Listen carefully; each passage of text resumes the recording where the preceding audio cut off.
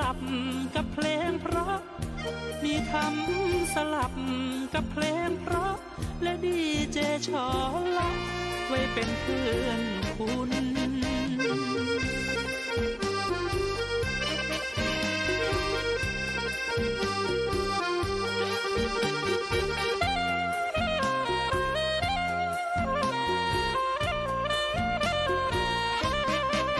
สถานีที่ล้ำค่าชี้นำธรรมมาเพิ่มปัญญาแตกฉานสอบถามธรรมะข้อใดเชิญลองถามไทยเรื่องที่อยากถามมีธรรมสลับกับเพลงเพราะมีธรรมสลับกับเพลงเพราะและดีเจชอละไว้เป็นเพื่อนคุณ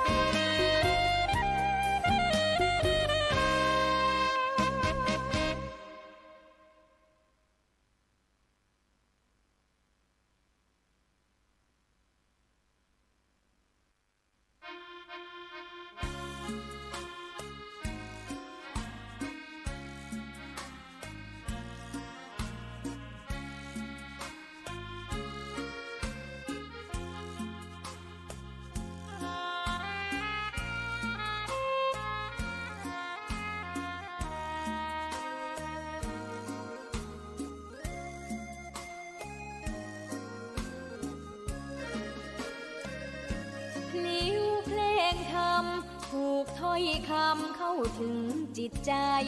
ฟังรายการวิทยุเสียงใสส่งถึงใจไปสู่ปลายนาสารธรรมน้อมนำมองพระศาสดาบอกผู้คนทั่วลาหันมาเข้าวัดฟังธรรมคลื่นเสียงนี้เป็นคลื่นธรรมะจากใจส่งถึงบ้านไกลบ้านไกลฟังได้สุขใจล้ำยามดึกดื่นค่ำคืนมีงานต้องทำเป็นคลื่นสารธรรมเน้นย้ำธรรมะเพื่อนใจเสียงคลื่นธรรมบอกหลักธรรมให้คลายความเหงาฟังเสียงธรรมะเบาเบาบอกเล่าถึงคนบ้านไกลสื่อธรรมะบอกลดละระหว่างด้วยใจสื่อไปถึงสวงในเข้าใจหลักธรรมหลักดีพลิ้วเพลงธรรมผูกสัมพันธ์จิตใจร่าเริงฟังสาระธรรมะบันเทิงรื่นเริงในชีวิตยามวันว่างเดินทางไปเยี่ยมสถานีนัดพบกันน้องพี่วันนี้วันดีวันเสาร์สวดมนต์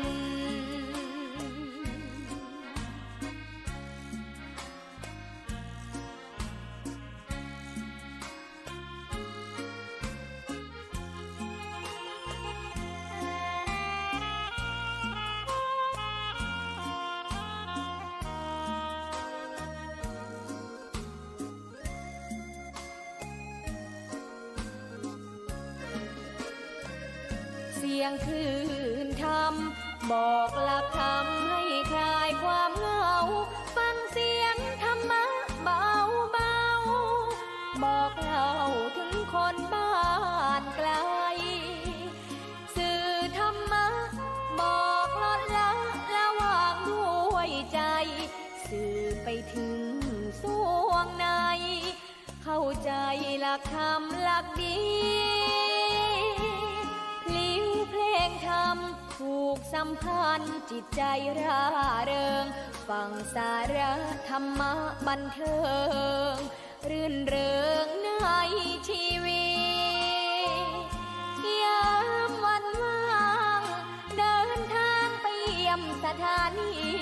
นัดพบกันน้องพี่วันนี้วันดีวันเสาร์สวดมนต์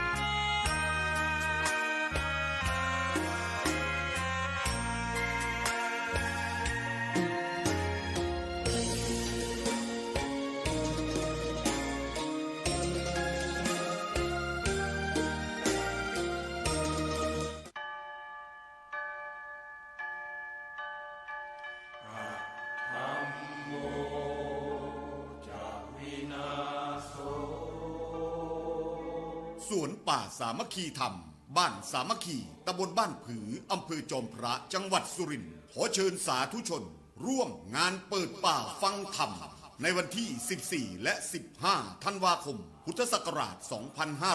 2567 กำหนดการ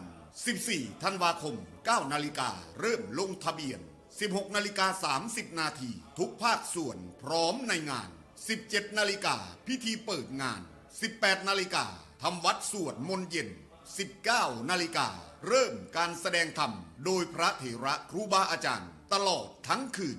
15 ธันวาคม 4 นาฬิกาทำวัดสวดมนต์เช้า 5 นาฬิกาพักทำกิจส่วนตัว 6 นาฬิกา 30 นาทีทำบุญตักบาตรพระสงฆ์สามเณร 7 นาฬิกาฉันภัตตาหารรับประทานอาหารมอบทุนการศึกษาเด็กนักเรียนเป็นอันเสร็จพิธีพระเถระที่แสดงธรรมมีดังนี้พระครูศรีธีราพรรองเจ้าคณะจังหวัดเลยพระครูบูรพาธรรมบัณฑิตวัดหนองโมงบูรพารามพระครูอุดมวรานุวัตรวัดศรีอุดมวงศ์พระครูจริยสารธรรมวัดป่าจริยธรรมพระครูประภัตสมาธิคุณวัดป่าบ้านผือพระครูปริยัติสุทธิวงศ์วัดหัวงัวพระครูปริยัติโพธิธรรมวัดอารามมงคลพระอาจารย์ฉลัดสุจิตโตวัดถ้ำแฝดพระครูสมุนิติศาสตร์ยานิสโร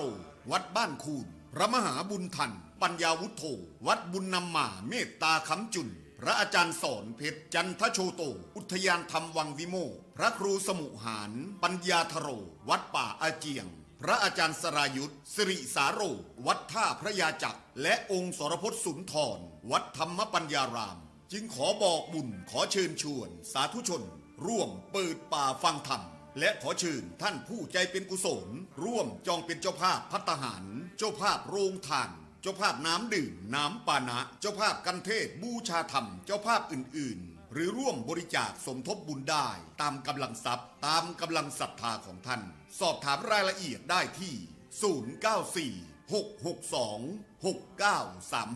094-662-6935 ผู้ใจกุศลที่อยู่แดนไกลโอนสมทบบุญได้ที่บัญชีธนาคารไทยพาณิชย์เลขที่บัญชี 114-214-9897 ชื่อบัญชีพระประหลัดณรงค์ฤทธิ์ร่วมสั่งสมบุญทานบารมีร่วมงานเปิดป่าฟังธรรมในครั้งนี้ได้บุญบารมีมหากุศลใหญ่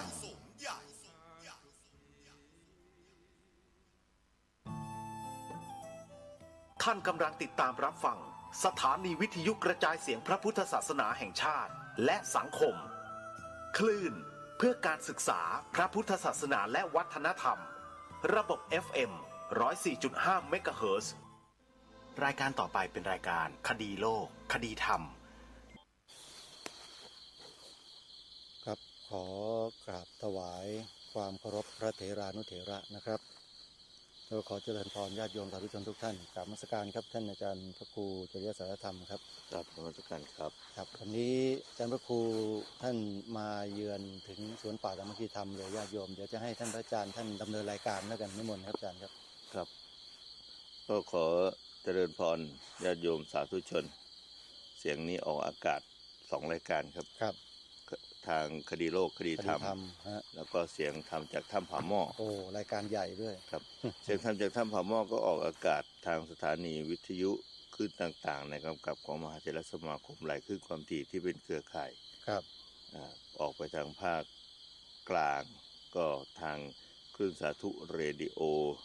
แล้วก็วัดสามชุก ครับ วัดท่าพระยาจักร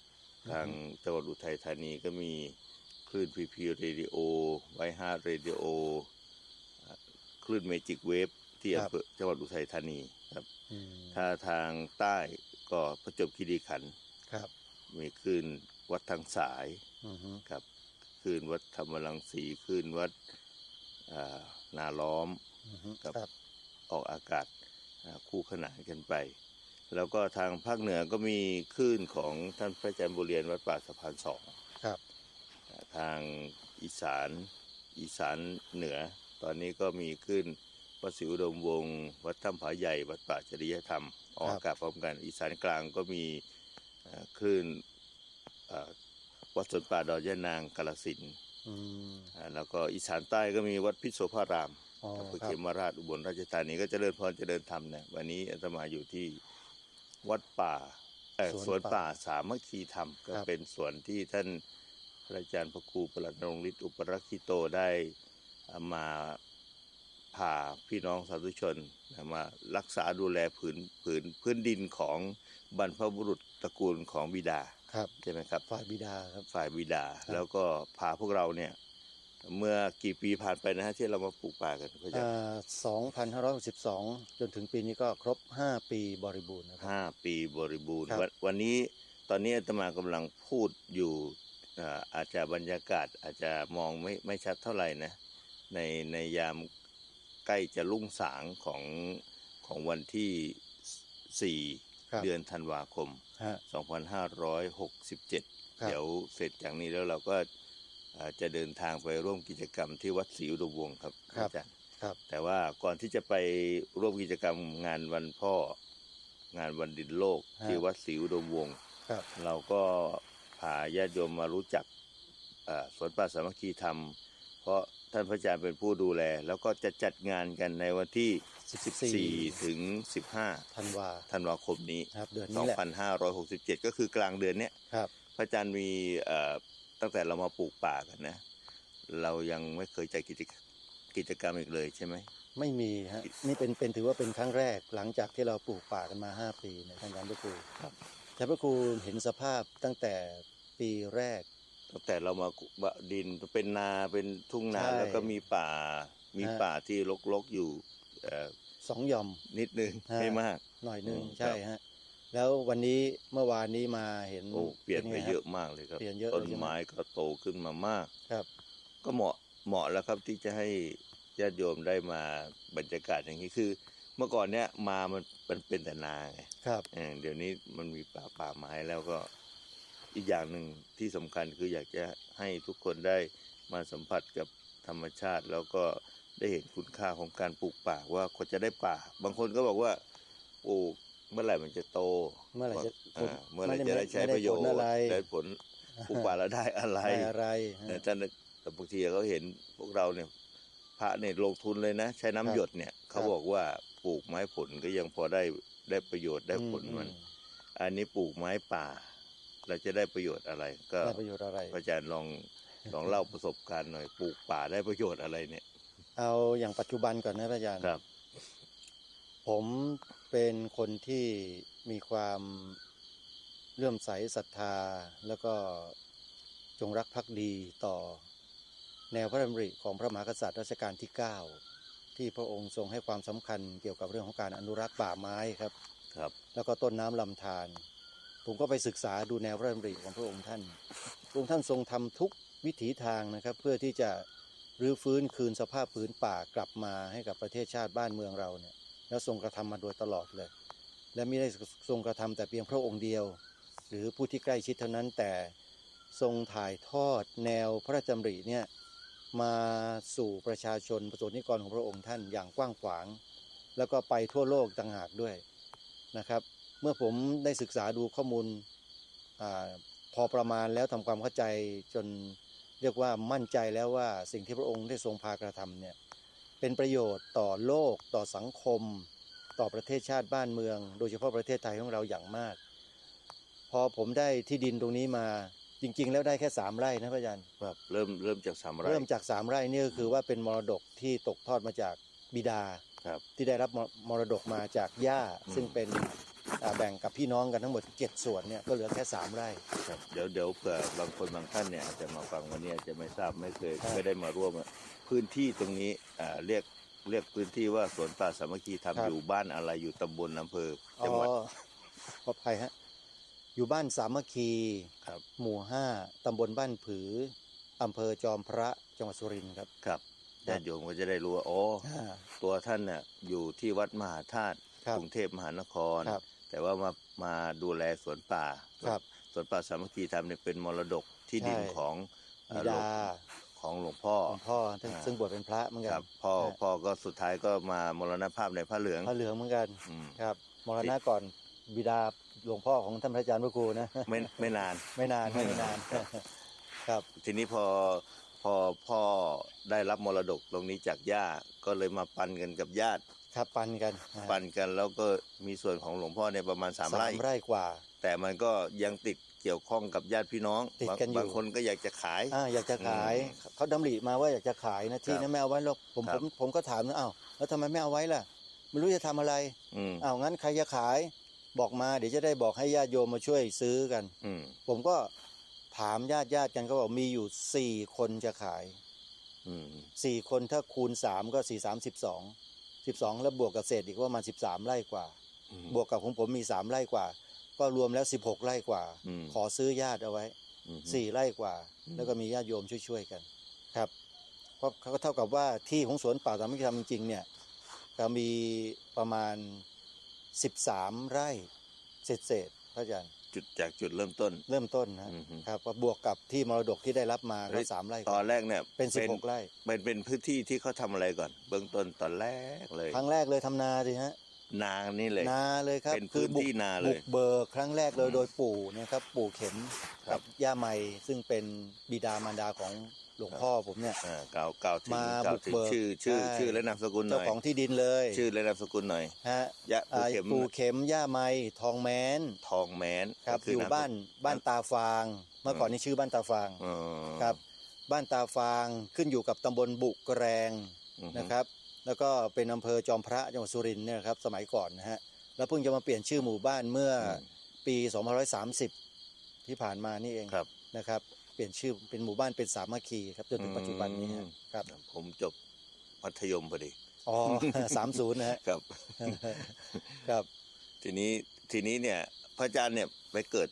หรือว่าเกิดอยู่หมู่บ้านนี้หรือว่าไปเกิดอยู่ที่อื่นพ่อ ผมเกิด พาไปทำมาหากินอยู่ที่อื่นหรือเปล่า อยู่กรุงเทพครับ อืม ไปเกิดที่โรงพยาบาลศิริราช ไม่ได้ ฝั่งธนบุรี ไม่เป็นคนกรุงเทพ เป็นคนกรุงเทพโดย โดย กำ กำ เนิ เนิ ด ด เล เลย ยครับผม อืม ครับ แต่ว่าต้น ตระกูล ต้นตระกูลน่ะอยู่ที่ ฝ่าย สุรินทร์ บิดา ฝ่ายบิดา อ อยู่ ยู่ สุริ สุ นทร์ รินทร์แล้วฝ่ายแม่ล่ะ มารดาอยู่ฉะเชิงเซาครับ อ๋อ ฮะ ลูกครึ่ง ลูกครึ่ง ครึ่งอีสานกับ ครึ่งภาคตะวันออก ใช่ครับ อืม ใช่ครับ ทีนี้พอตอนแรกเนี่ยพระอาจารย์ไม่ได้สนใจว่าจะต้องได้กลับมาหรือว่ามาดูแลตรงนี้ ไม่เคยคิด นี่ อืม พูดตามตรงนะญาติโยมท่านผู้ชม ท่านผู้ฟังนะกับผมและอาตมาภาพไม่เคยคิดเลยว่าจะได้มาทำอะไรที่นี่ เพราะทุกคนตัดใจแล้วอะ แต่เราก็เป็นคนกรุงเทพพูด ครับ ง่ายๆเราอยู่แต่ทางโน้นอยู่แล้ว ผมคิดว่าคนอื่นก็เหมือนกันแหละ เออ เด็กๆวัยรุ่นเยาวชนสมัยนั้นพระอาจารย์นะ เราไม่คิดกลับมาอยู่ โอ้ย ช ไม่ นบ ส ท น หรอก ใจแล้วล่ะมาอยู่ อืม ทำไมลำบากยากเข็นมาต้องมาอยู่บ้านนอก เออ อะไรก็ลำบาก สมัยก่อน เราอยู่ เราจะ สบายแล้ว เราอยู่ในเมืองเราจะพูดต่างจังหวัดว่าเรียกว่าบ้านนอก บ้านนอกใช่ใช่ใช่ ครับ ฮะคิดอย่างนั้น แต่พอถึงเวลาหนึ่งครับหลวงพ่อผมเนี่ยรบเร้าผมอยู่ประมาณ10 ปี อืมความ บ ห่ว อก ง ว่า ใย มาดูที่ดินหน่อยเธอเอาไว้หน่อยนะ เอาไว้หน่อย พูดอยู่อย่างเงี้ย อืม ผมไม่เคยสนเลย อืม บอกโอ้ยหลวงพ่ออย่ามาซบ เออ รบเร้าเซาซีผมเนี่ย ปล่อยเข้าไป จะให้ใครก็ให้กันไปเถอะ ผมไม่ได้สนใจเลย ครับ ไม่ได้ต้องการได้ ผม ม ก็ ร เคย ดก มี มรดก ความ อะไรคิดอย่างนั้ พ น วกนี้อยู่ ครับ อืม อือฮึ พอไปอยู่ในเมืองแล้วเราไม่อยากจะมาเหนื่อยกับเรื่อง ครับ พวกนี้แล้ว แต่ด้วยวาระแห่งกรรม ครับ ที่พระสัมมาสัมพุทธเจ้าตรัสไว้หนีไม่พ้นครับอาจารย์ ครับ แล้วมันก็มีเหตุปัจจัยที่จูงใจ เป็นยังไง ให้ ถึง เรา ได้ จะ มา ต้องเข้ามาตรงนี้ ญาติพี่น้องให้มาจัดการเหรอหรือว่ายังไง คือมันก็ต้องมีส่วนของ มันมี หลวงพ่อ เหตุ ด้วย มีเหตุ อืม มีเหตุครับ ครับ ก็คือญาติกันบางท่านนะครับ ผมไม่เอ่ยนามแล้วกัน ค นะ รับครับ ก็พยายามที่จะนำที่ดินเหล่านี้ อืม ไปจำนองไปจำนำอยู่ตลอด หมายถึงว่าเอาไปคือเขารายได้ต่างๆเนี่ยไม่พอใช้เขาก็จะเอา โฉนด เอาใบหลักฐานเนี่ย ใบสำคัญ เอาไปเข้ารับรองเพื่อที่จะเอาเงิน ถูก กู้เงิน แล้วผมต้องไปถอนคืนทั้งสองครั้ง เพราะมันเป็นมรดกรวม ครับ อืม หลวงพ่อบอกว่าไปถอนหน่อยไปถอนคืนหน่อยเดี๋ยวที่มันหลุด เออ ทำไมผมก็สงสัยแล้วเริ่มสงสัยทำไมหลวงพ่อ เออ ถึงให้ความสำคัญกับที่ดินแปลงนี้นักหนานะ มันที่มรดกไง ผมก็เลยมาลองพิจารณาดูว่า ถ้าเป็นเราล่ะ อืม ที่ดินที่ไปอะไรเขาเรียกว่าไปถากถางไปจับจองกันไว้ตั้งแต่ต้นเนี่ย เริ่มต้นเอาป่าออกเพื่อที่จะ ใช่ฮะ จับจองทำมาหากิน มัน กับ ยากมันลำบาก โต มัน มา เหนื่อยมาก เหนื่อยมากับพ่อกับแม่ อืม รุ่นบุกเบิกเนี่ยเหนื่อย ครับ เขาอันนี้ผมฟังผู้เฒ่าบอกว่าโคนต้นไม้ใหญ่ออกรากออก แล้วกว่าจะไถกว่าจะทำอะไรให้มันเป็นที่แบบเนี้ยอุ้ยยากลำบากสมัยก่อน นั่นแหละผมนึกถึงตรงนั้นแหละพระอาจารย์เขาบอกทำไมเราถึงปฏิเสธง่ายๆ เขาเรียกว่าบุกเบิก ครับ กว่าจะได้ผืนแผ่นดินมาครอบครองใน อืม แต่ละครั้งเนี่ย สมัยโบราณ ครับ เจ้าฟ้ามหากษัตริย์ ผู้ปกครองแผ่นดิน กว่าจะรักษาผืนแผ่นดิน ผืนนี้มาได้ อืม ต้องใช้เลือดเนื้อใช้ชีวิตความเสียสละมากมาย ผมก็นึกถึงไปนู่นนะฮะ ครับครับ ตระกูลของเรา ผืนแผ่นดิน ปู่ย่า เนี่ย ตาทวดเรา อืม ก็เหมือนกัน ก็ไม่เฉกเช่นเดียวกันเลย กว่าจะได้ผืนดิน กว่าจะปกปักรักษามาถึงพวกเราถึงวันนี้ได้เนี่ย อืม เขาต้องเสียสละกันขนาดไหน แล้วเราเองเป็นลูกเลือดเนื้อเชื้อไขเป็นลูกหลาน มาปฏิเสธบรรพบุรุษตัวเอง ละทิ้งบ้านเมืองตัวเองคิดอย่างนั้นนะครับ มันไม่ควรเลย พระอาจารย์หลักในพุทธศาสนาท่านก็บอกไว้ว่าเราเนี่ยพ่อแม่มอบทรัพย์มรดกให้ อือฮึ ต่อมือต่อเท้าให้เราแล้วนะพ่อแม่นี่มีหน้าที่ห้ามปรามไม่ให้ลูกทำความชั่วแนะนำให้ลูกทำความดีนะ ครับ ให้ลูกได้เรียนศึกษาศิลปะวิทยา อืม เพื่อที่จะได้เมื่อก่อนตอนเด็กๆ เราจะได้ยินว่ามีวิชาเหมือนมีทรัพย์ได้นำไปตกทุกข์ได้ยากลำบาก มีวิชาอยู่ในตัวก็ไปจะได้ทำงานได้ ครับ ในวัยสมควรแล้วก็หาคู่ครองให้ก็ไปขอภรรยาขอสามีให้ ครับ ผู้ใหญ่ต้องตกลงนะไม่ใช่ว่าอยู่กันแล้วไปอยู่กันเองแบบทุกวันนี้ไม่ใช่นะ ครับ ตกลงกันว่าสองฝ่ายจะเป็นดองเป็นคู่กัน ฮะ ว่าจะต้องดูแลต้องอยู่ด้วยกันไปตลอดเขาก็จะมอบทรัพย์มรดก ซึ่งเขาจะบอกว่ามอบที่ทำกินนะเขาไม่ได้บอกมอบให้เอาไปขายนะพระอาจารย์ ทำกิน เอาไปทำกินครับ แต่เดี๋ยวนี้ขายกันหมด ขายหมดเลย ทีนี้พอมอบแล้วเนี่ยเขาเรียกว่าต่อมือต่อเท้าให้ลูกหลาน ครับ ผมถึงบอกปีใหม่ของวัดป่าจริยธรรมผมบอกว่า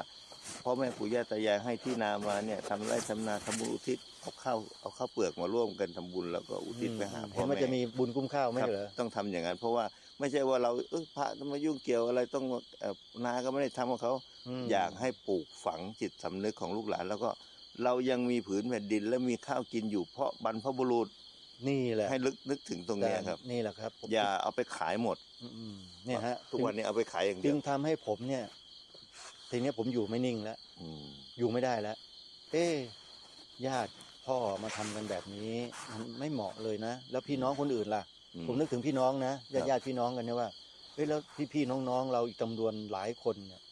เมื่อที่ดินแปลงนี้ถ้ามันหลุดไปแล้ว หมายความว่ามีคนใดคนหนึ่งไปจำนองแค่โดยลำพังแต่ว่ามันเป็นมรดกรวม ใช่ อืม ฮะ แล้วถ้าหลุดไปล่ะ ก็หมดเลยไม่มีอะไรเหลือ อืม ผมก็เลยนึกถึงญาติพี่น้องว่าเราจะได้มีที่มีทางเอาไว้เป็นทุน อืม ในการทำมาหากิน ใช่ นะครับ มี ทีนี้ ทรัพย์สมบัติ ผมก็นึกถึงอีกว่าถ้าพี่น้องบางคนเนี่ยแน่นอนแหละเขาไม่คงอยากเอาไว้แน่ เขาจะต้องขายสิ อันนี้จะขายคนอื่นล่ะ มันก็ไม่ใช่ของเราใช่ไหม ใช่ ผมก็เลยปรึกษาญาติโยมเอาโยม เนี่ยที่ดินเนี่ยเป็นที่ดินแบบนี้นี้ อืม อาตมาภาพอยากจะได้มานะ แล้วเห็นแนวพระดำริในหลวงให้รักษาที่ดินไว้ แล้วก็ปลูกป่าปลูกอะไร ก็เลยอยากจะทำเหมือนตามแนวพระดำรินั่นแหละ ครับ โยมก็ตกลงครับอ้าว อ่า ท่านมาบอกมาที่ยังไง เดี๋ยวจะได้ช่วยกัน อืม ก็บอกข้อมูลบอกรายละเอียดเสร็จโยมตกลงช่วยกันครับ ทอดผ้าป่า อืม ซื้อที่ดินมา ก็มาทำเป็นป่าอย่างที่พระอาจารย์เห็นนี่แหละครับ ครับแต่นี่เป็นอยู่ในการดูแลของเรา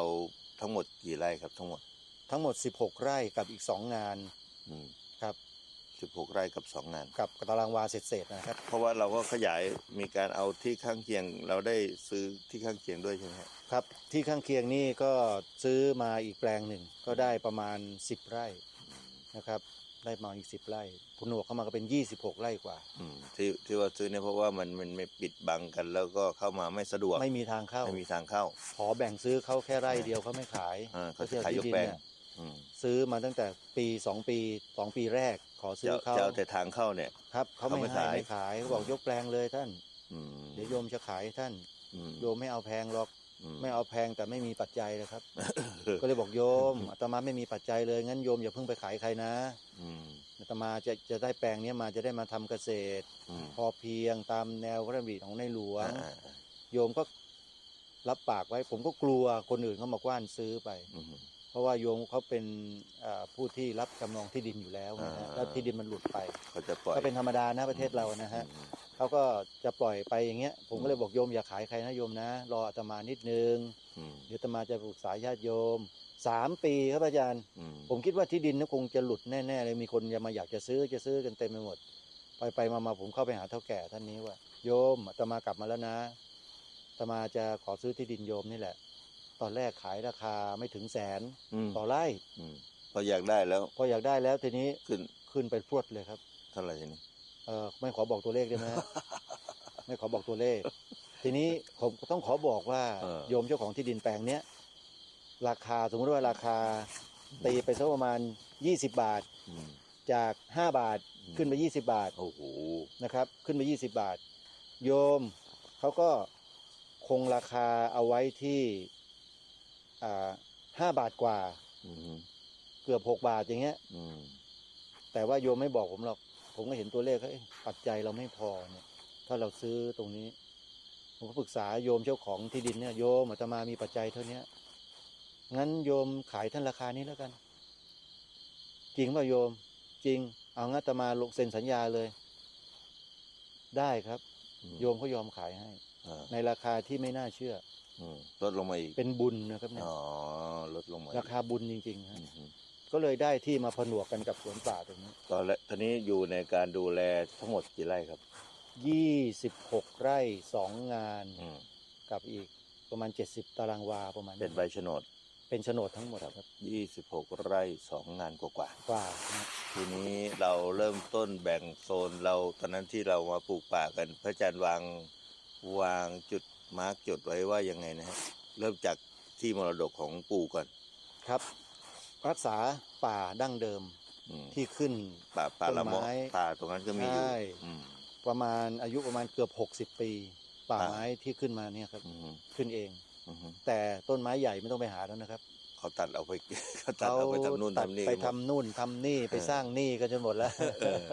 ก็เหลือแต่ต้นไม้ที่เห็นอยู่ คือมันเป็นที่ที่ขาดไม่ได้ใช้สอยในการทำนาก็มีอยู่ แล้วมัน ครับ ก็เลยเป็นพื้นที่ป่าเริ่มเดิมทีเป็นป่าละเมาะอยู่จุด เป็น หนึ่ง ป่าแล้วญาติ อืม กันที่อยู่ในหมู่บ้านเนี่ยครับก็มาอาศัยพื้นที่ปลูกมันบ้างพืชเกษตรเชิงเดียวอ่ะ อืมฮึ พื้นที่มันก็เลยแหว่ง อืม เป็นบางส่วน เป็นแหว่งเว้าไป ครับ ผมก็มานั่งคิดปลูกป่าก็ต้องปลูกที่มันไม่มีต้นไม้ก็คือที่แหว่งๆตรงนั้นแหละ อืมฮึ ก็มาดำเนินการเลยครับตรงไหนแหว่งตรงไหนเวิ่งอะไรต่างๆเนี่ย อืม ทำทุกอย่างให้เป็นประโยชน์ทั้งหมดคือปลูกป่า แล้วก็ที่ส่วนว่างก็ขุดสระน้ำ พวกเราก็ที่มาญาติธรรมจากวัดต่าง ๆ ตอนนั้นก็ได้มาร่วมกัน ครับ แล้วก็ดีทีวีก็ได้มาถ่ายทอดเนาะตอนนั้น ไม่ได้ถ่าย ได้ถ่ายไหม ไม่ฮะ อ๋อ ไม่มี ท่านอาจารย์อยากทำดีทีวีผมก็ทำดีทีวีอยู่ ครับ แต่ก็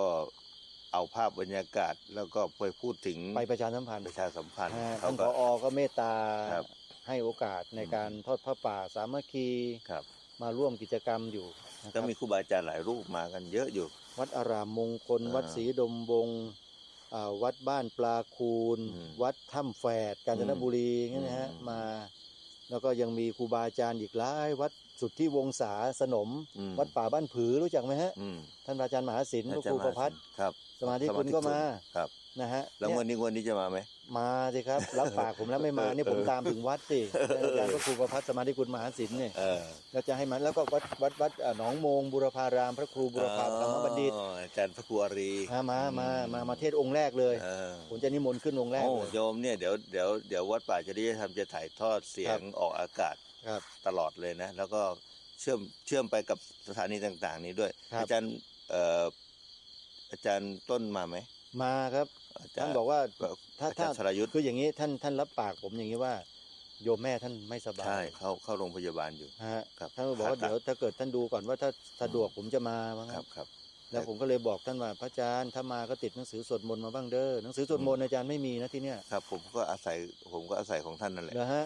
คือจริงๆแล้วอาจารย์โต้ก็ได้จากหลวงพ่อไมตรี อ๋อ หลวงพ่อไมตรีมีความดำริว่าจะทำหนังสือ1 ล้านเล่มครับ หลวงพ่อไมตรีครับเผื่อมาสวนป่าผมบ้างนะครับคุณพ่อครับ ทีนี้ก็เลยให้ญาติโยมเนี่ย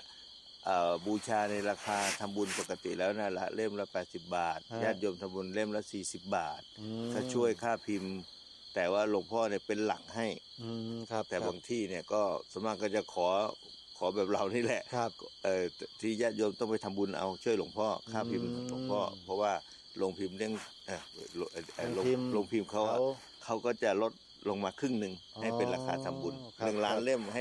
ห้หลวงพ่อได้แจก โอ้ 1 ล้านเล่ม แจกมาที่นี่บ้างนะครับ ยังไม่มีหนัง ตอน สื นี้ อ อ ส อ ว ก ด อาม กาศ น กับ ต์ หลวงพ่ออยู่ก็ โอ้กราบถวายความเคารพกราบนมัสการท่านอาจารย์พระครูครับ ครับ เป็นทีนี้เป็นเจ้าคณะอำเภอแล้วหลวง ครับ พ่อไมตรี ฮะ เจ้าคณะอำเภอแล้ว ฮะ ก็ ครับ เดี๋ยวจะพูดชื่อพระครูหลวงพ่อผิด ฮะพระครูเมตตาอะไรสักอย่างนี้เนี่ยฮะ ปุญโญภาพ ปุญโญภาส ครับ เมตตาปุญโญภาส ครับ ครับผม กราบถวายความเคารพ เจ้าค ผ่าน ณะอำเภ สื่ อ อ บางสะพาน ครับผม ครับผม ทีนี้มาพูดถึงงานของเราว่า ครับ วันที่14-15เอาวันเดียว แต่นี่อย่างของผมเนี่ยก็1 คันรถบัสกับอีก2 คันรถตู้แล้วที่จะมา แต่ว่าพระครูอุดมนี่ไม่รู้กี่รถตู้ ครับครับ เพราะว่าตอนนี้ท่านกำลังเตรียมงาน เตรียมงาน เรา อยู่ กำลัง เน อ อะ อกอากาศเนี่ยท่านเตรียมงานวันดินโลกวัน วัน พ่อ ดินโลกวันพ่อแห่งชาติ ครับ ครับ ทีนี้เดี๋ยวเราไปร่วมกิจกรรมกับท่าน ไป เราก็จะรู้ แน่นอน เราก็จะรู้แหละว่ามีเท่าไหร่แล้วก็เห็นว่าท่านจะเอาระบบเครื่องเสียงไฟใช่ไหม ไฟแล้วก็เครื่องปั่นไฟ มาช่วย ที่สวนป่า ก็ ด้วย ขออนุโมทนากับพระครูอุดมที่ ครับ เป็นผู้ที่มีงานแบบนี้ที่ไหนท่านจะไปช่วยงานดี อาสาเลย จิตอาสา ท่านคนใจกว้างมาก ครับ นะครับ แล้วก็คิดว่าบริวารของท่านน่าจะมาอีกเยอะอยู่ครับพระอาจารย์ ก็นั่นสิเนี่ยญาติโยมที่วัดศรีอุดมวงศ์ที่ฟังรายการอยู่ ถ้าโยมไม่มาเนี่ยอาตมาเนี่ยน้อยใจมากเลย อุตส่าห์ไปช่วยงานที่วัดศรีอุดมวงศ์เนี่ย โอ้ไปบ่อยมากเลย ทุกปีเลย ไปเบิกวัดป่า นะ จริยธรรมอีกนะ ถ้าโยม วัดศรีอุดมวงศ์มากันน้อยเนี่ยเสียชื่อท่านอาจารย์พระครูอุดมวรานุวัฒน์อย่างมากเลยนะเนี่ยอาตมากำลังรอลุ้นอยู่ว่าญาติโยมจากวัดศรีอุดมวงศ์จะมากันสักกี่คนเนาะอุตส่าห์พาต้นตะเคียนทองครับ อืม พามาเต็มรถเลย แล้วพระครูอุดมเนี่ยเล่าให้ฟังในวันงานบอกว่า นั่งรถมากลางคืนเนี่ยแม่ตะเคียนโหนรถซ้ายเอียงซ้ายเอียงขวาก็รถหนักมากเลย ท่านว่าเดี๋ยวท่านจะเล่าให้ฟังในงานนี่แหละ เออ ได้ฟังแน่นอนว่าท่านพูดด้วยตัวท่านเองเลยดีกว่า ผมพูดก็ไม่เหมือนกับท่านพูดหรอกเพราะท่านประสบด้วยตัวของท่านเองนะครับ มีญาติโยมเข้ามาชม กัน มีญาติโยมเข้ามาชมกันเยอะอยู่ ทางสุพรรณบุรีเนี่ย ฮะ ถ้าอาจารย์ต้น อาจารย์ ดูแล ต้นมา แม่ไม่ติดขัดก็น่าจะมา เพราะ ครับ ว่าอย่างอาจารย์ชลัดวัดถ้ำแฝกก็ไปมาหาสู่กับท่านพระอาจารย์ต้น อ๋อครับผม ท่านอาจารย์สรายุทธก็อยู่เป็นประจำอยู่แล้ว ครับ เขา ครับ ดูแลซึ่งกันและกันอยู่ ฮะ แล้วจะมีใครบ้างครับพระอาจารย์ครับที่หลัก มี ที่ พระ จะ ครู มา ประ วัน พัฒ ที่ สมาธิคุณ ครับ นะครับ ท่านพระมหาศีล ๆครับ พระครูปริยัติสุทธิวงศ์เจ้าคณะตำบลหัวงัว เจ้าวาดวัดสุทธิวงศ์อำเภอสนมสุรินทร์ สุรินทร์ ครับพระเจ้าอาจารย์พระครูบุรพาธรรมบัณฑิตวัดหนองมงบุรพาราม ร้อยเอ็ด ร้อยเอ็ดพระครูสมุนิติศาสตร์ยานิสโร อันนี้อยู่ที่ วัด ไหน วัดบ้านปลาคูน อืม สถานีโทรทัศน์พระพุทธศาสนาแห่งชาติร้อยเอ็ดครับวัดบ้านปลาคูนอำเภอโพนไซร้อยเอ็ด 101 นะครับแล้วก็พระครูดมวรานุวัฒน์วัดศรีอุดมวงศ์ อืม ครับพระครูจริยสารธรรมเองนะครับ ครับ วัดป่าจริยธรรม อาจารย์อาจารย์รองเจ้าคณะจังหวัด รองเจ้าจังหวัดเลย พระครูศรีธีราพรนี่มาไม่มาผมก็ตามถึงวัดนะครับองค์เนี้ยกราบถวายความเคารพอาจารย์พระครูครับ มาอยู่แล้วท่าน มาท่าน ไม่ มาท่าน ติดอะไร คือผมโทรไปฮะ ครับ ผมส่งไลน์ส่งไลน์ไปส่งข้อความไปอาจารย์พระครูครับ เมตตาด้วยนะครับ14ท่านบอกว่าไงมาฮะ อืม บันทึกไว้แล้ว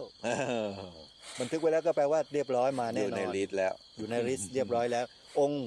งค์สรพจน์ อ่า สุนทร ท่านอาจาร ท่าน ย์ เสียงป้อมา ครับ ครับ 8แล้วเนี่ยผม ครับ ทำมาเนี่ย แล้วก็ ขอไปเจ้าวาดวัดป่าอาเจียง พระครูสมุหาร อือฮึ ปัญญาทโร ครับ ถ้าพูดถึงเรื่องช้างสุรินทร์ต้ององค์นี้ฮะ โอ้ มาแน่นอนครับ องค์นี้ รับปากผมเรียบร้อยแล้วนะครับ 9แล้วเนี่ย ครับครับ แล้วก็มีท่านพระอาจารย์ชลัด สุ อาจาร จิ ย์ ต ช โต ลัดอีกฮะ ทำแฝดนะครับ แล้วก็พระอาจารย์สรายุทธสิริสาโร 11 ครับ อืม นะเป็นต้น อ่า เป็นต้น เนี่ยอันนี้เป็นหลักๆนะ เป็นหลักๆครับผม หลักๆโอ้โห แล้วเผื่อจะมีครูบาอาจารย์จรมาอีกอ่ะ โอ้โห เห็นทราบว่ามีโทรมาหาผม 3-4 ครั้งแล้ว อ่า ท่านพระอาจารย์รูปหนึ่งจากอำเภอเชียงดาวเชียงใหม่ นั่น ท่านจะมา เนี่ย ครับ กับนิมนต์ผ่านสื่อเลยครับ ครับ ถ้าเกิดว่าครูบาอาจารย์อยากจะมาเที่ยว นิมนต์ ป่า นะครับ พิมพ์เข้าไปใน Google Map ครับสวนป่าสามัคคีธรรมครับรับรองได้ว่าไม่พาหลงแน่ อืม นะครับ แต่ว่าเส้นทางอาจจะคดๆเคี้ยวๆถ้ามาไม่เคยมาเนี่ยมันก็จะ Google ก็จะพาไปนะอาจารย์ ครับ เข้าไปทางนั้นทางนี้กัน แต่ก็ให้มาเถอะครับ เพราะว่าทางเดี๋ยวนี้สะดวกแล้ว ครับ ทุกเส้นทางเลยที่เข้ามาสวนป่าตร โอ้ย งนี้ มา ครับ สะดวกกว่าวัดป่าจริยธรรมอีก วัดป่าจริยธรรมขึ้นโคกขึ้นป่า ครับอาจารย์พระครูครับวันงาน ครับ กิจกรรม พูดถึงวันงานให้ฟัง อืม ว่าเราจะมีไปลักษณะยังไง ครับวันที่ 14เนี่ยเป็นวันเริ่มงาน 9 โมงเช้าเป็นต้นไปเนี่ย ครับ ลงทะเบียน ลงทะเบียน เราจะขอให้ทุกคนเนี่ยลงทะเบียนสักหน่อยครับได้รู้ แสดงตัวตนว่ามา สักหน่อย จำนวนเท่าไหร่มา ใช่ ใครมาจากไหนบ้าง การลงทะเบียนมี2ประเภทพระอาจารย์ อืม ลงทะเบียนเป็นหมู่คณะ อย่างพระอาจารย์มาคณะมาเนี่ยพระอาจารย์ลงทะเบียน วั องค์เดียวเลย อืม จำนวนญาติโยมมาเท่าไหร่ ครับ จบ ครับ นะครับถ้ามาเป็นรายบุคคลทั่วๆไปก็จะมีกระดาษอีกชุดหนึ่ง อืม ให้โยมลงทะเบียนเป็นรายชื่อเลย อันนี้เป็นคณะ ครับ คณะแล้วก็บุคคล บุคคลครับผมลงทะ บุ เบี ค ยน คลก็มีรายละเอียดหน่อยจะได้ ค รู้ รับ ว่ามีใครมาบ้าง แล้วก็ลงเบอร์โทรลงชื่อ ใช่ จะได้ Facebook สักหน่อยคือสมัยใหม่นี่ ฮะ เวลาไปลงทะเบียนที่ไหนก็ตาม ให้บอก ก็จะมีอีเมล ให้บอกอีเมลอย่าบอก Facebook Facebook อ่า จะได้เวลาสืบ แอด ค้นหากัน ไลน์ แอดไลน์ อย่างเนี้ยนะครับ สมัยใหม่ ฮะ เบอร์โทรด้วย ครับ อืม ก็ลงทะเบียนไปทั้งวันแหละครับใครมาก็ลงทะเบียนเสร็จ พอถึงเวลา4 โมงครึ่งตอนเย็น 16:30 ทุกคนรวมตัวกันแล้วให้พร้อมณสถานที่ เพราะว่างานพิธีการนี่จะเริ่ม 17 นาฬิกาครับ เย็น ครับพิธีทำพิธีเปิด ครั ก็ บ จะมีการกล่าวรายงานโดยผมเอง ครับ ผมจะกล่าวเองนะครับ แล้วก็เชิญท่านประธานมากล่าวเปิด อืม ประธานนั้นจะเป็นใครอย่างไร เดี๋ยวรอดูในวันงานโยม ครับ 14 ธันวาคมนะฮะเพราะว่ายังไม่ระบุว่า ครับ จะเป็นท่านใดอย่างไร ท่านใดมา ท่านมาได้ ก็จะเชิญท่าน ท่มา เป็นประธานกล่าวเปิดเลย ก็ และเมื่อ เอาหน้า ทำพิ งา ธี นเล เปิ ย ดครับพิธีเปิดเสร็จปุ๊บทำวัดสวดมนต์สักหน่อยนึง ครับ นะฮะให้ญาติโยมทำวัดกัน บูชา ครับ พุทธคุณธรรมคุณสังฆคุณ ครับ รัตนตรัย ก็ประมาณ6 โมงเย็นเนี่ยก็จะทำวัดสวดมนต์ ครับ แล้วจากนั้นครับ1 ทุ่มเป๊ะเลยนิมนต์ขึ้นธรรมาสน์ ฟังเทศน์ฟังธรรมกันไปตล ก็ อด เริ่มต้นจากอารัธนาศีล ครับ รับศีล ครับบางคน นะครับ ไม่สะดวกศีล8แล้วศีล5 ศีลห้า อืม ครับผมนะฮะแล้วก็นิมนต์อารัธนาขึ้นแสดงธรรมเลยรูปแรกเลยครับ จองไว้แล้ว ผมจองให้เองเลย ครับ พระครูบูรพาธรรมบัณฑิต เพราะว่า หลวงพ่ออาลี คืออย่างนี้ หล ทำ ว ไม พ่ ต้องนิมน าลี ต์ท่าน ครับ มีคณะข้าราชการของตำบลบ้านผือเนี่ย อ่าน ำโดยท่านนายกองค์การบริหารส่วนตำบลบ้านผือ ครับ โยมพ่อสวัสดนะครับเจริญยิ่ง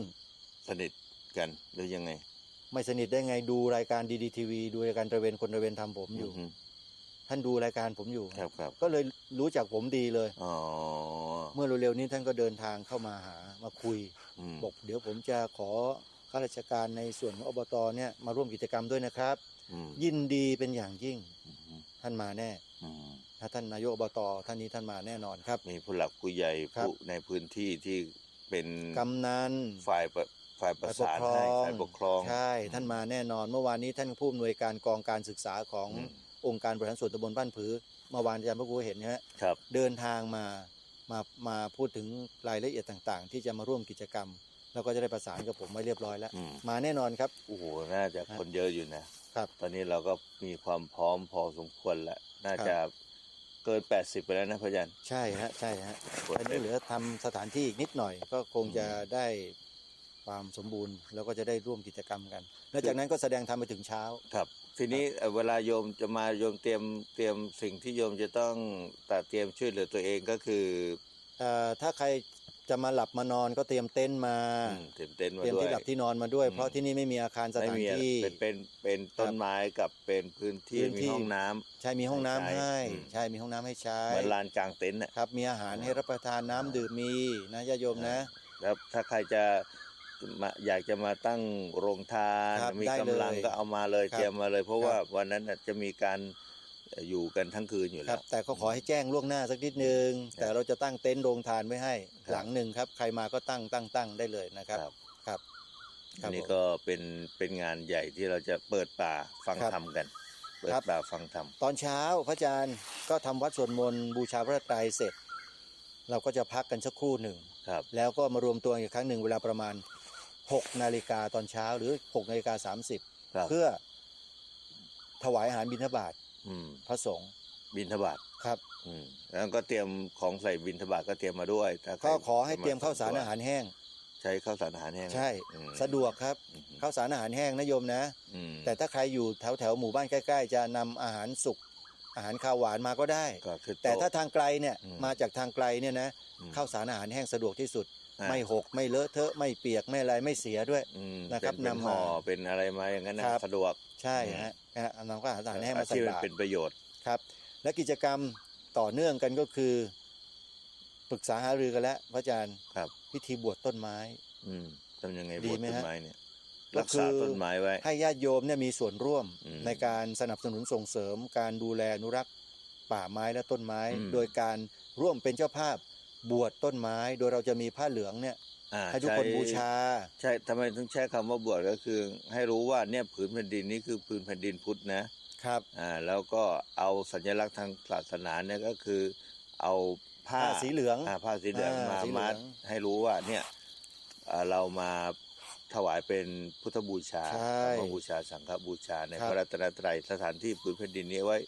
เป็นของชาวพุทธไว้จัดกิจกรรมของชาวพุทธเป็นที่พึ่งของลูกหลานชาวพุทธ ต้นไม้นี้บวชแล้วนะ ใครมาตัดต้นไม้ที่บวช ไม่ได้ นี่ นะ บาป อ่า หนักมากเลย มันก็พูดง่ายๆก็ประกาศเขตอภัยทาน ใช่ อืม ใช่ครับนะโยมมาบวชต้นไม้กันนะ ก็แล้วเสร็จแล้วจากนั้นก็ทอดผ้าป่า อืม สามัคคีกัน อืม นะฮะทอดผ้าป่าสามัคคีเสร็จ ก็ร่วม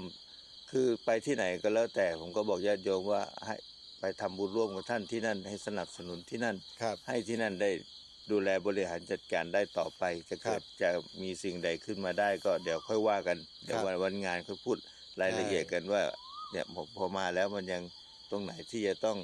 ดูแล ต้อง ปรับ ทำต้องเพิ่ม ครับ เติมอะไรอย่างเงี้ยนะฮะ ครับ ก็เดี๋ยวค่อยคุยกันในวัน เดี๋ นั้ ยวน ค่อยคุยกัน วันงานนะครับ อืม แต่สุดท้ายครับท้ายสุดเลยกิจกรรมอะไรรู้ไหมอาจารย์ อะไรฮะ เปิดป่าให้ทุกคนเดินชมป่า อืมให้ดูเลยบริเวณอยู่ตรงไหนยังไง ไฮไลท์จะอยู่ตรงนี้แหละ อืม และทุกคนจะได้เห็นอะไรในป่า ที่สวนป่าธรรมกิจธรรม เนี่ย ซึ่ง ว่า เป็นป่าธรรมชาตินะครับ ครับ ไม่ได้ไปรังสรรค์ปรุงแต่งอะไรนะฮะขึ้นเองเป็นป่าเก่าแก่เลยอายุประมาณ60 ปีได้แล้ว โยมจะได้เข้าไปเห็นเถาวัลย์ใหญ่ ๆ อาจารย์เคยรู้จักผักสาบไหมฮะ ต้นผักสา ผั บ กอีนูน ผักอีนูน อาจารย์เคยเห็นต้นเล็ก ๆ ใช่ไหม ครับ โอ้โหของผมเนี่ยเท่าขา เหรอ เลื้อยธรรมชาติอยู่ในสวนป่าผมเนี่ย โอ้ เป็นต้นประจำสวนป่าเลย โอ้ เดี๋ยวท่านจะได้เห็นกัน นะครับ นั่นแหละเดี๋ยวมาดูนะโยมนะ แล้วก็ ต้นใหญ่ เถาวัลย์ขนาดใหญ่ อืม อยู่ที่ในป่าเนี่ยนะครับ อือหือ ได้เห็นแน่นอน โอ้โห ครับ นี่ อายุน่าจะหลาย10 ปีแล้วนะครับเถาวัลย์ คือ ครับ บรรดาลูกหลานที่มาเกิดรุ่นหลังเนี่ย อือฮึ นะอย่างผมเนี่ยผมมาอยู่ที่วัดป่าจริยธรรมก็ตอนผมมาใหม่ๆ มันเป็นป่าเล็กๆเตี้ยๆเอง อือฮึ แล้วก็คนชาวบ้านก็ไปตัดต้นไม้ไปหา แผ่ เห็ ว ด ถาง แผ่วถางเอาต้นไม้ไปทำเมื่อก่อนเนี่ยเขาจะปลูกข้าวโพดเขาก็ ครับ จะไปทำยุ้งข้าวโพดเก็บข้าวโพดอะไรต่างๆ ในป่านะฮะ เอาไม้น่ะออกไป อ๋อ เอาไม้ออกไปทำยุ้งข้าวโพดที่บ้าน ครับ มันก็หมดไปเรื่อย อืม ทีนี้พอผมมาอยู่เป็นหลักเป็นแหล่งเป็นแล้วก็กันไฟไม่ให้เข้า ครับ มันโตขึ้นมาเนี่ยพอมันเติบโตขึ้นมายุคเนี้ยปัจจุบันเนี่ยใครก็บอกว่าป่างามป่างาม อืม แต่เขาไม่รู้ว่าที่ผ่านมาเป็นยังไง อืม เนี่ยเหมือนกับป่าสามัคคีธรรมเนี่ย ฮะ เริ่มต้นที่บอกว่า50 ปีป่า50 ปีนั่นคือป่าจุดหนึ่งที่เป็นผืนแผ่นดินของมรดกของพระอาจารย์เนี่ยใช่ไหม ครับ แล้วพระอาจารย์ยังมาปลูกเสริม จะเห็นความต่างว่าป่าเดิมกับป่าใหม่ มันมีแตกต่างกันอย่างไร เห็นชัดเลยเห็น อยาก ชัด จะให้ เย ลูกหลานดูตรงเนี้ยเพราะเหมือนกับผมที่ผมไปทำไร่ป่าแดนธรรมที่มรดกของหลวงพ่อ อ๋อ แม่ ครับ ชี ที่อุทัย ครับเหมือนกัน ฮะ ป่าเก่าเป็นยังไง ครับ ป่าใหม่เราก็ปลูก ใช่ไหม จะเห็นความต่าง อืมครับครับ เนี่ยมันเป็นการสืบสารอนุรักษ์แล้วก็ให้เห็นคนทั้งหลายอะเวลาไปเห็นป่าชอบไปขอตัดแป๊บเดียว แต่ตอนปลูกอ่ะเนี่ย ครับ 5 ปีของพระอาจารย์เนี่ยเป็นไงนะ 5 ปีของสวนป่าสามัคคีธรรม ใช่ ตอนนี้โยมต้องมาดูนะ ต้นไหนที่โยมปลูกไว้อ่ะ เนี่ยโยมเวลา เออ ฟ้าใกล้สว่างปุ๊บเนี่ยกาเหว่าเนี่ยก็จะเรียกแล้ว มา จะ แล้ว ปลูกแล้ว มาแล้ว มาแล้ว อืม นกมาแล้ว เดี๋ยวเราจะออก ครับ อากาศทางสถานีวิทยุโดยเทปนี้พระอาจารย์เรา ครับ พูดถึงสวนป่าสามัคคีธรรมแล้วก็ชวนให้คนมาปฏิบัติธรรมเปิดป่าฟังธรรมวันที่ 14-15 ธันวาคม 2567 ที่จะถึงนี้ ครับครับ ทีนี้เดี๋ยวตอนเทปนี้หมดแล้วเนี่ยจะกราบนิมนต์ให้อาจารย์พาเที่ยวชมพูดคุยดูในอีกเทปหนึ่ง ครับครับ อยู่ในพื้นที่นะตอนนี้ก็อยากให้มูฟมาอยากให้จะโฟกัสมาที่งานเปิดป่าฟังธรรมนี้ก่อน ครับก็ขอกราบพระรัตนานะครับครูบาอาจารย์แล้วก็ญาติโยมทุกท่านสวนป่าสามัคคีธรรมนั้นเป็นสถานที่แห่งใหม่ ซึ่งจะใช้เป็นสถานที่อบรมธรรมปฏิบัติธรรม ศึกษาเรียนรู้ธรรมะก็คือธรรมชาตินะไม่ว่าจะเป็นธรรมะในทางพระพุทธศาสนา ซึ่งเป็นคำสอนพระสัมมาสัมพุทธเจ้าก็ดี แล้วก็เรื่องของธรรมชาติของป่าไม้ที่เราสามารถทำให้เกิดมีขึ้นได้ พื้นที่นี้นะหลายฝ่ายบอกว่านะปลูกต้นไม้อะไรลงไปก็แล้วแต่นะฮะต้นไม้ส่วนมากก็จะไม่รอด เพราะถ้าไม่ใช่ต้นไม้ของพื้นของท้องถิ่นเนี่ยเขาจะขึ้นยากมาก เพราะว่าดินที่เป็นผิวดินของเขาเนี่ยพอถึงฤดูแล้งหลังจากฝนแล้วเนี่ยนะครับหลังจากฤดูฝนมาแล้วเนี่ยเดือนพฤศจิกายนมาเนี่ยฝนจะไม่ตกเลยแล้วดินก็จะแห้งผากขุดลงไปเนี่ยจอบนี่กระเด้งขึ้นอีเตอร์กระเด้งขึ้นมาเลย คือผิวดินแข็งมากนะฮะเมื่อปลูกต้นไม้แล้วถ้าไม่ดูแลรักษาอย่างต่อเนื่องต้นไม้จะตายหมดเลยยืนต้นตายหมดไม่มีเหลือเพราะไม่มีน้ำให้เขาจริงๆอย่างที่ชาวบ้านเขาพูดกันมาโดยตลอดนะครับว่าปลูกไม่รอดหรอกต้นไม้แถวเนี้ยอย่าไปปลูกเลยผมก็ต่อสู้นะฮะต่อสู้กับสภาพที่เป็นความแห้งแล้งเนี่ยด้วยวิธีการหาแหล่งน้ำแล้วก็เติมน้ำให้ต้นไม้อยู่ตลอดต้นไม้ของผมที่สวนป่าของญาติโยมทุกคนเนี่ยที่รอดได้เพราะน้ำหยดเดียวอาจารย์น้ำหยดต้องทำน้ำหยดให้เขาครับจึงต้นไม้จึงจะรอดถ้าญาติโยมที่เคยมาปลูกป่าเมื่อ5 ปีที่แล้วมาในงานวันที่14 ธันวาคมนี้นะโยมจะเห็นอย่างชัดเจนเลยว่าพื้นที่ที่โยมมาปลูกไว้นั้นมันเปลี่ยนไปแล้วต้นไม้ตอนนี้สูงประมาณ 6-7 เมตรนะฮะเต็มป่าไปหมดเลยนั่นหมายความว่า 80-90% ครับต้นไม้นั้นเจริญเติบโตแล้วก็ไม่ตายนะฮะที่ตายอยู่ก็มีบ้างเล็กน้อยเป็นเรื่องของธรรมดาพระอาจารย์ครับบางทีเราดูแลไม่ทั่วถึงแล้ววันที่14 ธันวาคมนี้ก็มีกิจกรรมให้ญาติโยมได้ร่วมสันทนาการธรรมะนะเข้าสู่จิตใจของเราด้วยองค์พระวิทยากรพระธรรมกถึกที่มีความรู้มีความสามารถเป็นนักเทศน์นักบรรยายหลายต่อหลายรูปที่ได้กล่าวไปเมื่อสักครู่นี้อย่างท่านพระอาจารย์พระครูจริยสารธรรมที่นั่งอยู่นี่ก็เป็นรูปหนึ่งที่เป็นองค์ธรรมกถึกที่ได้แสดงธรรมในค่ำคืนของวันที่14 ธันวาคมเราจะเริ่มแสดงธรรมกันตั้งแต่19 นาฬิกาไปจนถึงรุ่งเช้าเวลาประมาณ 4-5 นาฬิกาแล้วแต่องค์แสดงธรรมนะฮะถ้ามีมากเราก็จะยืดไปถึง5 นาฬิกาแล้ว6 นาฬิกาเนี่ยก็จะเป็นรายการของท่านพระอาจารย์ก็จะต้องจัดดำเนินการรายการตามปกติอาจจะไปแสดงธรรมตอน6 โมงครับ6 โมงเราจะมีกิจกรรมอาจจะมีกิจกรรมแต่ก็ไม่เป็นไรนะครับวันนั้นเราจะถ่ายทอดกันทั้งคืนครับญาติโยมก็จะติดตามรับฟังได้ทางสถานีวิทยุที่กำลังออกครับผมขอเรียนเชิญเจริญพรญาติโยมนะที่นี่ยังขาดแคลนนะปัจจัยในการที่จะส่งเสริมกิจกรรมเนี่ยหลายต่อหลายรายการครับไม่ว่าจะเป็นเริ่มต้นที่เราเตรียมงานนี่เราต้องเตรียมอะไรก่อนบ้างแล้วก็พร้อมแค่ไหนนะครับเนื่องจากว่าสถานที่ไม่มีความพร้อมในเรื่องของอาคารเลยนะฮะเราก็เลยต้องเช่าเต็นท์ก็เลยเชิญชวนญาติโยมเป็นเจ้าภาพเต็นท์ฟังธรรมตอนนี้ก็ยังไม่ครบ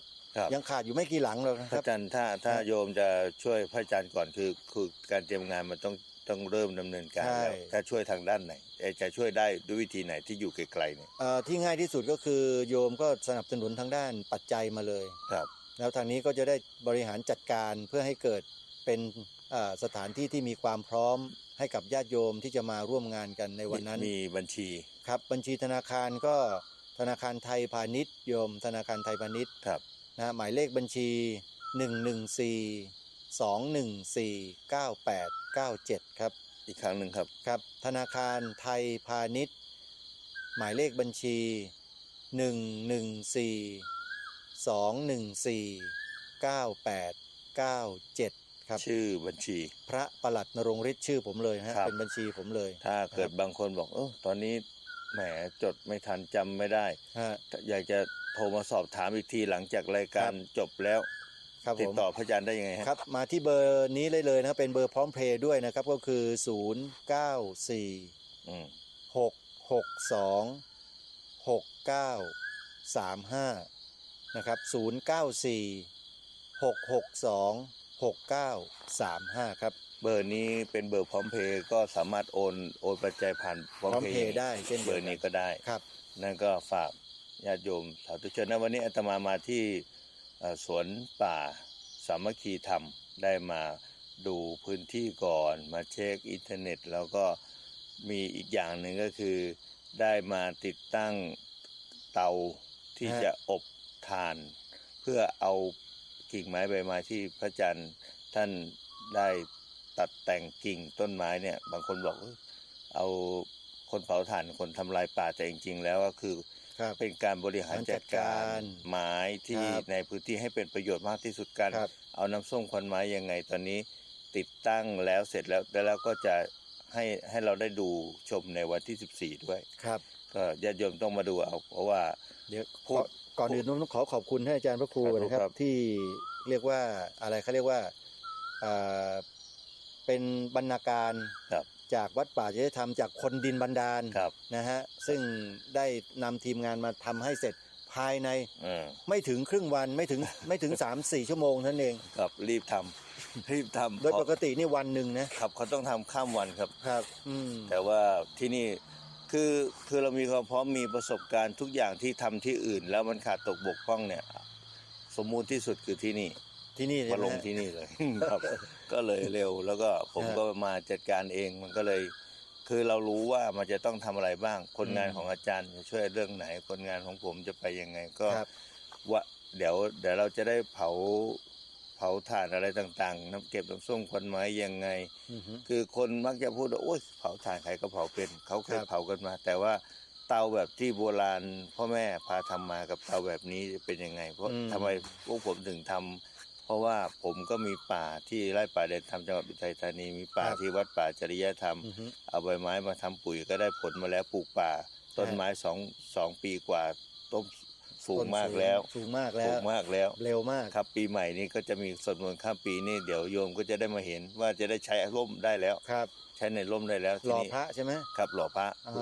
หล่อพระปีใหม่ส่งท้ายปีเก่าต้อนรับปีใหม่จะ ครั นิ บ มนต์ท่านอาจารย์ไปอยู่ ครับครับครับ ครับไปร่วมกิจกรรมกัน ครับ ทีนี้ก็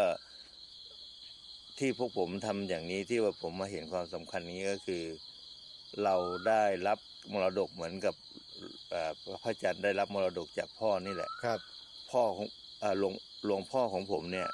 เป็นผู้ที่รักป่า อืม รักษาป่าตั้งแต่ผมเด็กๆก็ที่ตรงนั้นที่เลี้ยงวัวก็ป่าทุกวันนี้ยังมีอยู่ แล้วก็ยังหลายคนที่ไปร่วมกิจกรรม เคยไปวัดไร่ป่าแดนธรรมเนี่ยก็จะรู้ ก็แนวคิดเดียวกันเลยกับ ครับ กับหลวงพ่อผมเหมือนกัน ท่าน เขาจะดูแลไว้รั ห ก วง ษา ป่า ไว้ ผืน ครับ เนี้ยมากเลย ทีนี้ผมก็เลยว่าเอ๊ะเราจะบริหารจัดการยังไงอย่างเป็นระบบส่ง ครับ ให้น้องไปเรียนกับครูบาอาจารย์ที่เขากำลังโด่งดังกันอยู่ปัจจุบันเนี่ยนะดร.เกลิก อ๋อ อาจารย์พงษาชูเนม ฮะ ที่เขาดูแลป่าเนี่ย ครับ ไป ครับ ไปเรียนมาไปติดตามครูบาอาจารย์มา2 ปีกว่า แล้วก็มาทำจนประสบความสำเร็จที่ อือฮึ วัดป่าจริยธรรม อืม วันนี้ได้ถ่ายทอดประสบการณ์และอุปกรณ์ต่างๆ มาลง แล้วก็อุทิศบุญนี้ให้กับหลวงพ่ออำนาจสุจิตโต อืม พ่อ ครับครับ บิดาของผมเนี่ยบอกน้องว่าไม่ต้องไปเอาอะไรกับท่านอาจารย์นะทุกอย่าง ครับ เดี๋ยวหลวงพี่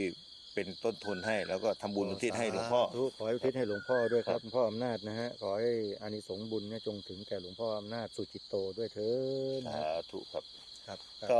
ช่วงท้ายของรายการครับอาจารย์ครับหมดเวลาแล้ว ครับ ให้อาจารย์ได้ปิดรายการทำลาญาติโยมอวยพรให้ญาติโยมหน่อยครับนิมนต์ครับ ครับก็ญาติโยมสาธุชนวันนี้นะตั้งแต่เมื่อคืนนี้ท่านพระครูจริยสารธรรมที่นั่งอยู่นี่ท่านเจ้าหน้าอำเภอนาด้วง ในฐานะเป็นสาธรรมิกกันนี่แหละครับ ท่านกรุณาได้นำเตาอบถ่านนะรุ่นล่าสุดที่มีการพัฒนาเป็นอันดับ ที่ล่าสุดเลยเนี่ยมาติดตั้งให้กับสวนป่าสามัคคีธรรมเป็นเตาแรกด้วยที่ได้รับการพัฒนามาถึงระดับที่สูงสุดแล้วแหละว่างั้นเถอะพร้อมที่จะใช้งานได้จริงมาติดตั้งให้ทั้งหมด2เตานะฮะเมื่อคืนนี้ก็ช่วยกันทำตั้งแต่ประมาณ4 โมงเย็นกว่าๆมาเสร็จสิ้นลงประมาณ3 ทุ่มกว่าก็หลายชั่วโมงอยู่แต่ทุกคนก็ช่วยกันคนละไม้คนละมือจนกระทั่งเตาเสร็จออกมาสมบูรณ์แล้วก็ได้ทดลองนำท่อนไม้อบเมื่อคืนนี้เป็นเตาแรกแล้วเดี๋ยวผลงานจะออกมาอย่างไรนั้นเดี๋ยวคิดว่าอีกไม่กี่ชั่วโมงข้างหน้านะก็น่าจะได้เห็นภาพตรงนั้นกันแล้วเดี๋ยวอาตมาภาพจะได้บันทึกเอาไว้ให้ญาติโยมได้เห็นหรืออาจจะมีการให้ญาติโยมได้เห็นของจริงในช่วงต่อไปในรายการของเสียงธรรมจากถ้ำผาหม้อของพระอาจารย์ด้วยจะได้เห็นเตากันด้วยตรงนั้นนะครับ แล้วก็ขอกราบนิมนต์นะครับครูบาอาจารย์ที่เคารพพระเถรานุเถระที่ติดตามรับชมรายการรับฟังรายการอยู่ถ้าอยู่ใกล้ๆนะครับจังหวัดสุรินทร์อำเภอจอมพระจังหวัดสุรินทร์นะครับนิมนต์มาดูมาชมงานที่สวนป่าสามัคคีธรรมในวันที่14 ธันวาคมที่จะถึงนี้นะก็มีการแสดงธรรมไปตลอดทั้งคืนเขาเรียกว่าเทศซอดแจ้งไปถึงรุ่งเช้ามีครูบาอาจารย์หลายๆรูปเดินทางมาเป็นองค์แสดงธรรมเพื่อจะสันทนาการญาติโยมสาธุชนที่อยู่ในพื้นที่ให้ได้เห็นได้รู้ว่าพระสงฆ์เราที่อยู่ในจังหวัดต่างๆเนี่ยเราทำงานกันโดยให้เห็นประโยชน์ส่วนรวมเป็นสำคัญตรงนี้ต้องขอฝากทุกคนมาพบกันที่สวนป่าสามัคคีธรรมอำเภอจอมพระจังหวัดสุรินทร์ในวันที่ 14-15 ธันวาคมนี้ครับขอบคุณครับท่านอาจารย์พระครูครับครับวันนี้ต้องลำลาสาธุชนไปด้วยเวลาเพียงเท่านี้ขอธรรมะสวัสดีเจริญพรสาธุครับ